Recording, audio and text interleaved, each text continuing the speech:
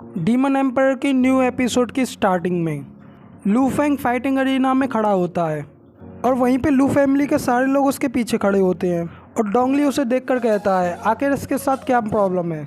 और इधर लू फेंग मिस जिया की बातों को ही याद कर रहा होता है जो मिस जिया ने थोड़ी देर पहले कहा था कि हे लू फेंग, मिस निंग के ऊपर से हाथ हटाओ। क्या तुम्हें पता नहीं है कि किसी लड़की से पूछे बिना उसके ऊपर हाथ नहीं रखा जाता और तुम ऐसे कैसे किसी रेस्पेक्टेड वुमेन को उसकी इजाज़त के बिना टच कर सकते हो। और मिस निंग, इसकी बात का कुछ बुरा मत मानना और इसको प्लीज़ माफ़ कर देना। मिस जिया की बस ये सब बातों को याद करके लू फेंग को बहुत ज़्यादा ही गुस्सा आने लगता है। तभी जू फेंग सन क्लैन के लोगों को जाते हुए देखता है और उनको रुकने के लिए चिल्लाता है।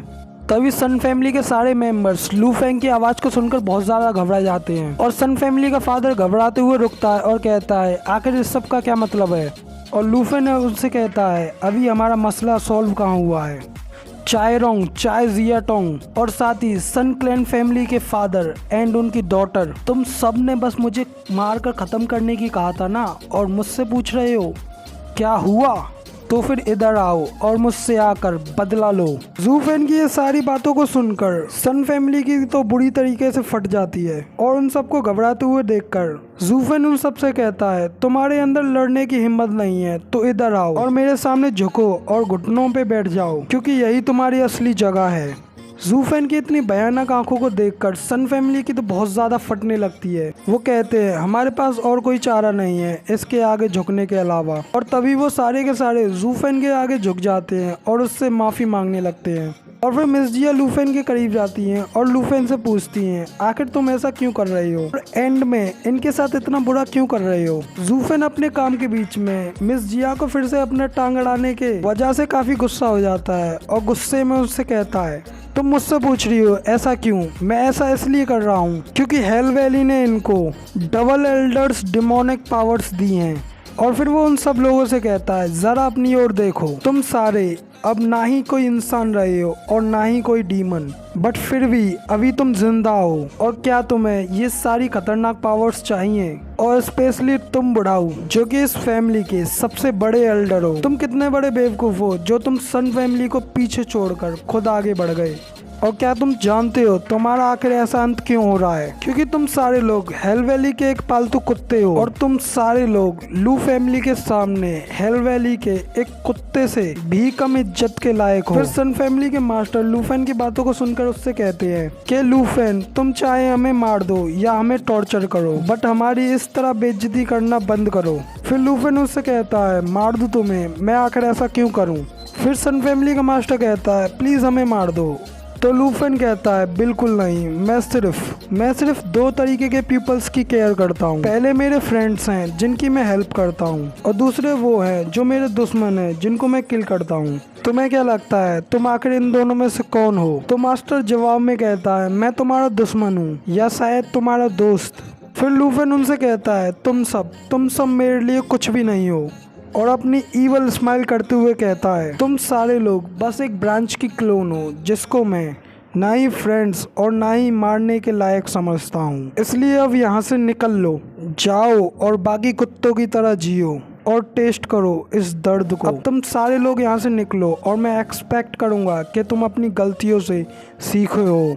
और इतना सब उनको सुनाकर लू फेंग कहता है अब मुझे काफ़ी ज़्यादा कंफर्टेबल फील हो रहा है। और साथ ही मिस जिया भी स्टिल उसे देख रही होती हैं। तभी सन फैमिली के सारे लोग खड़े होते हैं और वो जैसे ही वहाँ पर खड़े होते हैं लू फेंग उससे कहता है आखिर तुमसे खड़े होने को किसने कहा, झुको और कुत्ते की तरह यहाँ से जाओ। लू फेंग की ये सारी बातों को सुनकर वो मास्टर बहुत ज़्यादा गुस्सा होते हैं पर फिर भी वो उसके सामने कुछ नहीं कर सकते और नीचे झुके ही रहते हैं। तभी वहाँ पर दोनों खड़े मास्टर भी लू फेंग को देखकर कहते हैं कि रियली कितनी क्रूल टैक्टिक्स हैं इसकी, और एक दूसरे से कहते हैं आखिर हम ह्यूमन हैं या फिर डॉग। तो दूसरा कहता है हम सब ह्यूमन हैं लेकिन पर्दे के पीछे हम एक कुत्ते हैं। तभी वहाँ पर लू फेंग के पास में डोंगलिंग आ जाता है और उससे कहता है स्टीवर्ट जू, प्लीज़ शांत हो जाओ, आखिर तुम इतना ज़्यादा गुस्सा क्यों हो। तो लू फेंग उसको जवाब देता है मैं बिल्कुल ठीक हूँ और इस सब के बाद मैं बिल्कुल भी ज़्यादा गुस्सा नहीं हूँ।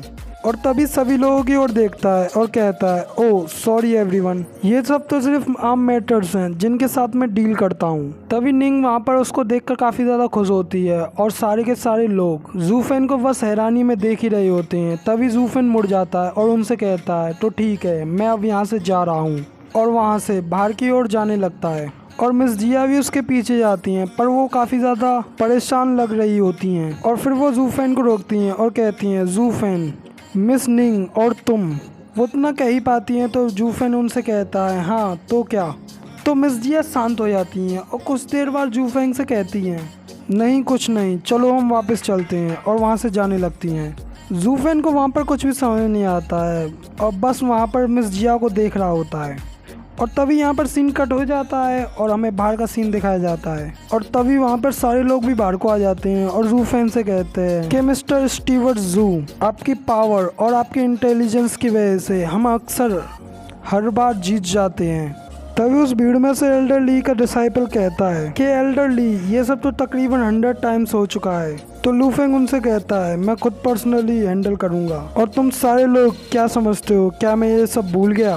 क्योंकि मैं तुम पर कुछ दिनों से ध्यान नहीं दे रहा, इसलिए तुम्हें क्या लगता है, क्या मैं इस बारे में नहीं जानता?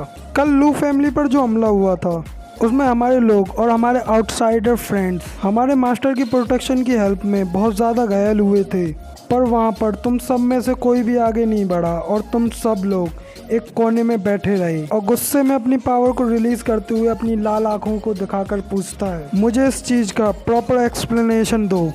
तो जूफेन की ये सब बातें सुनकर सारे लोग बहुत ज़्यादा घबरा जाते हैं और उनमें से एक कहता है, बट वहाँ पर 6 ड्रैगन्स और एक फीनिक्स था, उन्हें देखकर हमारे पास कोई भी होप नहीं रह जाती उन्हें हराने की, और अगर हम उनके करीब भी जाते तो हम सारे के सारे वहीं पर मारे जाते। और जूफेन उसकी ये सारी बातें सुनकर बहुत ज़्यादा गुस्सा हो जाता है और उसको खींचकर एक तमाचा मारता है और काफ़ी ज़्यादा गुस्से में कहता है, अगर तुम इंपीरियल गार्ड होते तो तुम भाग सकते, लेकिन अब तुम लू फैमिली के गार्ड्स हो और तुम्हें अब लू फैमिली के प्रोटेक्शन में उनकी ढाल बनना है, और इस सबसे पहले हम नहीं मर सकते। और तुम्हें क्या लगता है, एल्डर ली और कैप्टन पेंग ने ये सब नहीं किया, पर तुम सब लोग लू फैमिली के लिए कोई फायदेमंद नहीं हो और इसलिए तुम्हें इसकी सजा मिलेगी। और इतना कहते ही लूफेंग अंदर की ओर जाता है और एल्डर ली से कहता है, अब तुम यहाँ पर खड़े होकर क्या कर रहे हो? और इधर एल्डर ली हैरानी से खड़े होते हैं और मिस जिया से पूछते हैं, युनचेन व्हाट हैपेंड? आखिर आज ऐसा क्या हुआ है कि स्टीवर्ट जाओ इतना ज़्यादा गुस्सा है? तो मिस जिया उनसे कहती हैं, कुछ नहीं अंकल ली, आप जाएं और उन सबको 20-20 सेंस दे दें सभी को, बट थोड़ा हार्डर देना। और इतना कहते ही बस जूफेन के बारे में ही सोच रही होती हैं और अपने मन में कहती हैं, क्या ये सब इसलिए हो रहा है कि लूफेन मिस निंग के लिए फील करता है? नहीं, आई होप मैं जो सोच रही हूँ वो गलत हो। और इसी के साथ यहीं पे ये वाला एपिसोड एंड हो जाता है। कमेंट में बताना वीडियो कैसी लगी, और अगर अच्छी लगी तो यार एक लाइक कर देना।